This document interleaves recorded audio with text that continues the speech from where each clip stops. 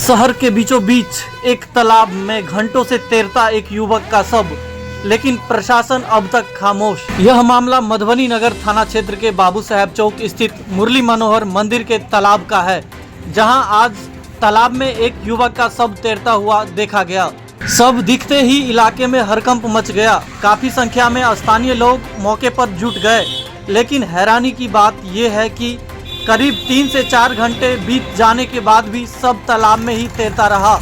मौके पर सिर्फ नगर थाना की टीम मौजूद है, लेकिन न तो शव बाहर निकाला गया, न ही पहचान की कोई प्रक्रिया शुरू की गई।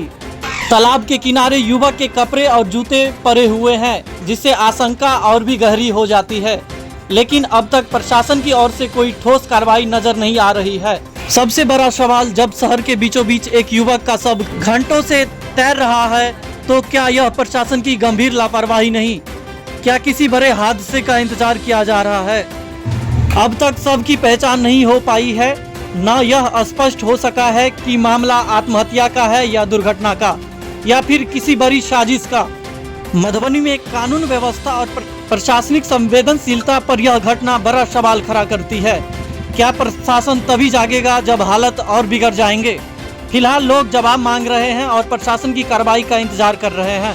देखिए किस तरह से पब्लिकों का भीड़ इकट्ठा हो रहा है और प्रशासन मुख्य दर्शक बनकर अभी तक किसी भी तरह का कदम नहीं उठाए हैं।